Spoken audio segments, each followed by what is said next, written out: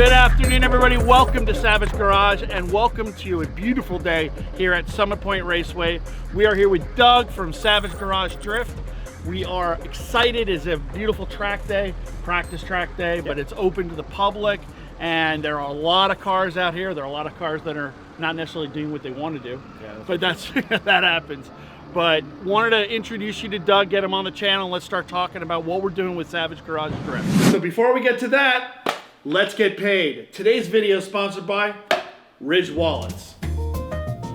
The Ridge is a minimal front pocket wallet that's designed to streamline what you carry every day. It has 30,000 5-star reviews and is a better way to carry your cash and cards. There's a lifetime warranty if you love it and free returns if you don't. It comes in titanium, carbon fiber, aluminum, and over a dozen different styles and colors. So the Ridge wallet is really cool. It's got this great elastic band in the back so you can stick your cash in. Very easy to open up so you can stick your cards into it. It also comes in really nice designs like this blue one or this carbon fiber right here. It's beautiful. Ridge also carries backpacks, phone cases, keychains, and more. Get 10% off today with free worldwide shipping and returns by going to ridge.com/savage. That's ridge.com/savage and use promo code SAVAGE for the link in the description. So check out Ridge Wallets today. Link in description. I'm out of here.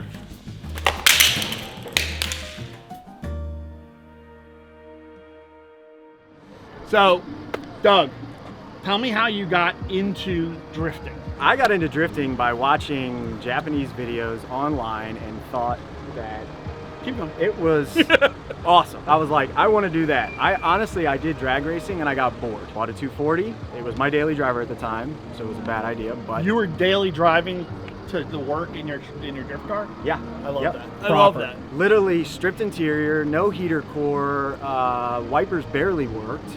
Had a Skyline motor in it and a welded diff too. So on the back roads of Pennsylvania, you know, going to and from college. Oh, that was phenomenal. Yeah, it was sketchy as can be. We met because you came to the dealership about a ding on your GT2 RS, and somebody told you that this dude's a drifter, and you were like, I want to do that. Yeah. Oh yeah. And then we filmed a video about your Skyline at the time. Yeah. Back then. Right. That was the first time that we ever met. Yep. And then you invited us to come to a drift day. Absolutely. Right. We did a private day. We learned some stuff. We had some fun. At the end of the day, Randy blew my mind and was like, we're going to sponsor your car. Fast forward, we competed. We won our pro license. Yep. We took the turbo off because, you know, who wants a spoolie boy and not a whiny boy? Yeah. Add a little bit of horsepower, sprinkle in some good suspension, and boom. This is just basically a giant P that's coming through the car, through the hood. Yes. He drove this thing, got out of the car and said, I want one.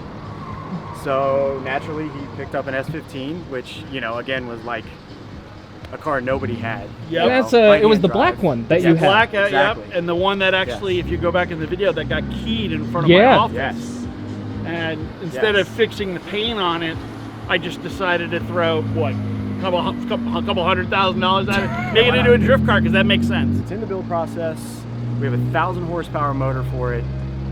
It's going to be a cookie cutter, very similar twin to this. What 1,000 horsepower motor is it? It's a Golan engine 427 with a 2650 Magnuson. So 2022, we're going to do a full season of Pro Spec, Orlando, St. Louis, Utah, and Englishtown, New Jersey. I have to do a big thank you to this gentleman right here. It's for the love of family and motorsports, man. This is what it's all about. For those who know about drifting, not everybody realizes, even though this is a grassroots sport, a lot of people don't realize just how expensive it is to actually drift. Here's a couple things I remember from the first time we went drifting. Someone that you've competed against, he was there with the CTSV. He said in 1 year, first it cost him $80,000 in tires for the year. And then he also said that it cost $1,000 a lap to run his car. I think he was lowballing you. Lowballing me? Yeah, because that is Austin Meeks. Austin ran Formula Drift Pro, which is, you know, the pinnacle. That car is 1,000 horsepower, $1,800 per lap on that thing with fuel and tires. Good God. But and what does that also include? Maintenance, travel to the track, you know, your crew that you're paying, suspension, anything that breaks. That all gets divided into laps, and you're doing about 12 to 14 laps. you know, in practice a weekend, and then you go into competition, you might get knocked out in the first 2 laps. So racing is the easiest way to lose money, without exaggeration. I mean, the rewards, the prizes and all that are never equal to what it's all about the thrill of doing it and everything. Well, damn, that is a big one. Yeah. I love how all of your suspension components, they're still blue. Yeah, it's an LS iron block 6-liter with some good rods, good pistons, factory crank, and used to have a supercharger, or I'm sorry, used to have a turbocharger. Yeah.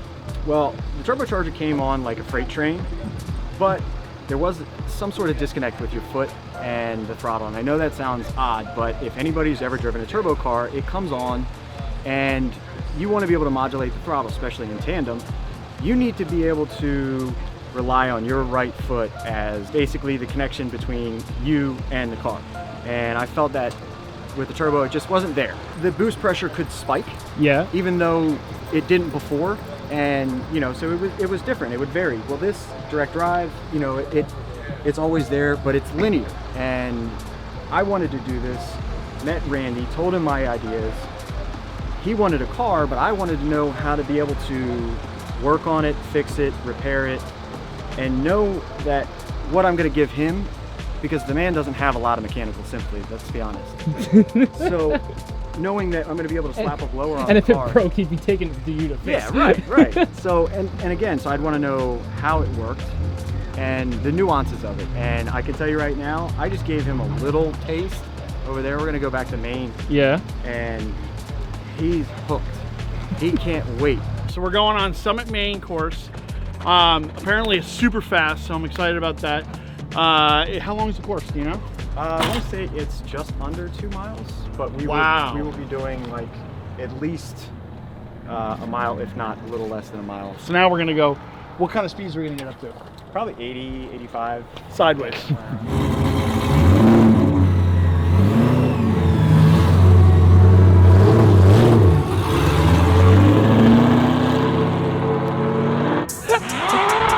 That's Doug. Oh shit. Oh my god.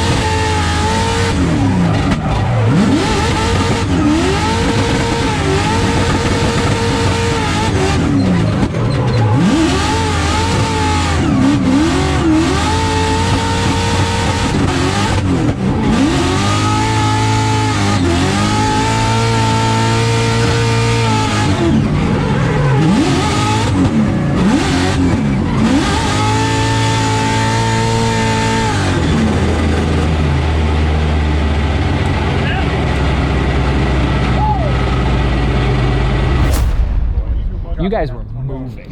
95. 95 miles an hour. It was incredible. I'm like, why is this so short? And I realized it's a mile and a half, and we were done in 1 minute and 12 seconds or whatever. We're going like 60, 70 miles an hour. What's up, Dougie?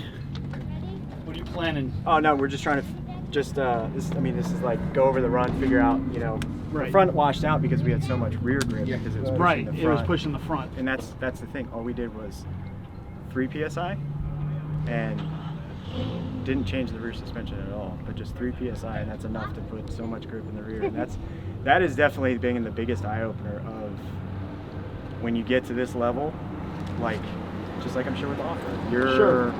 It's the fine tuning. Yeah, it's right. It's getting to the 90% 's no problem. It's that Right, final 10 that exactly. is the absolute difference Right. between winning and losing. Right. So you're gonna make any adjustments based off of the last run? I think we'll do 23, 24 on tires. Yeah. Leave the suspension where it's at because it feels good, but as long as it doesn't push the front again, I mean, What were we it's at? almost Were we at 22 today, Professor, in the front, or 24? 24, 20, yeah, somewhere around there. So just to translate for those who don't speak car, you're talking about lowering pressure. the PSI Yep. in the front. Yep. Yeah. You want to balance. The car wants to dance, but we have so much mechanical grip in the car that it's literally pushing the front. Like, you know, it's almost like the rear is a hammer and the front is just the handle. What is classified as mechanical grip, by the way, for those who don't know? This one has a way with words, so I'm gonna let him. It's everything that this car at this level needs to be. So as the suspension is compressing, Yeah. the alignment is still perfect throughout the stroke of the shock.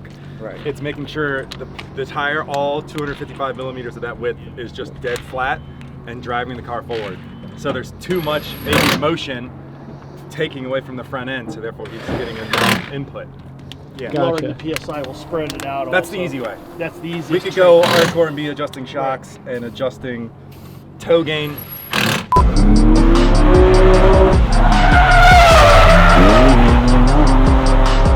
Still want the tire to be planted in a way where it's not going to hurt you. But you want it to float. Right. You don't want it to be so stiff where it's pushing up back the rear, because that was the biggest thing when we put the front sway bar. The front sway bar is actually the rear grip, you know, and Move, yeah, offset that. Right. It's faking a spring rate, kind of. yeah. There's a lot less movement, so to speak, up front from the chassis. Whereas if you didn't have a sway bar, you might not get that torsional rigidity. It's Savage racing. drift. It's racing. Torsional rigidity. Hi, I'm Randy Savage to talk to you today about torsional rigidity. Do you suffer from torsional rigidity? What is this? So this gentleman right here took this photo and had it made for you. Are you kidding me? Holy shit. Oh my God, it's all signed. Wow. That's amazing. So where do they follow you? Swoosh Tat Images. Big time. Nah, the hell with that. You don't need that where we're going.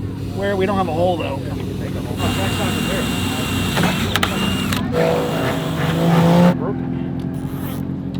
Boom. Come on, I gotta clip it though. I mean, I'm not. I just can't. Active arrow. I can't leave that the way it is. Active arrow. So. Jimbo. Randy's behind camera again. Jimbo. Ooh. Jimbo, tell us what you're doing. I'm gonna borrow your helmet. I'm gonna get a ride in the drift car. So I'm really, really excited. It's gonna reignite my interest in buying a drift car, even though I know I shouldn't. It's like you get rid of the supercar, and then you just want to buy one of these. But then all the extra money I've saved will now just go down the toilet because I'll spend it on tires. Right. Our water pump is not working right now. Who cares? It's cold.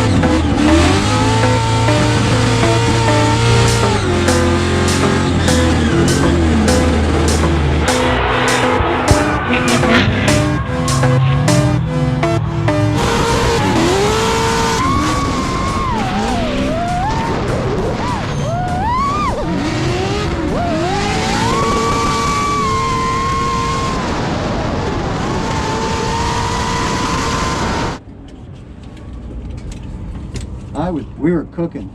Dude, that was...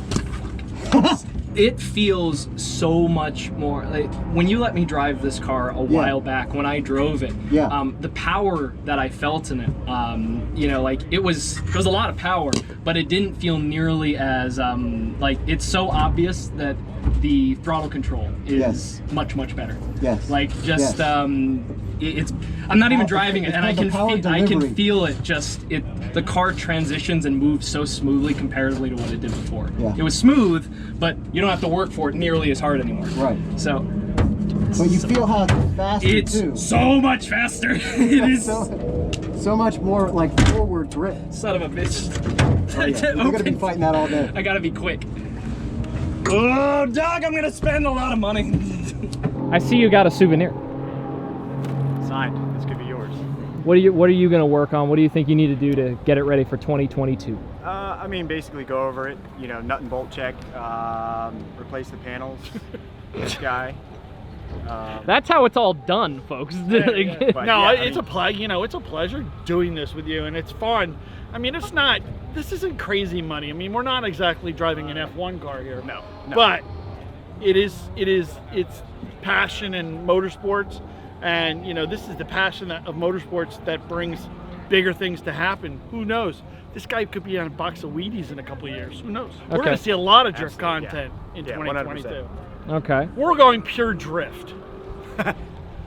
Pure drift. Yes! Drift! Drift and off-road. And rally cars. All rally cars. You know how many drift cars and rally cars I could buy for the Pagani?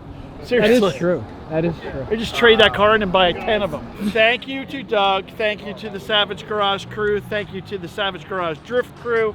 Thank you guys here at Summit Point. We're out. Have a great day. Like and subscribe. Check out our merch and have a great day. Bang!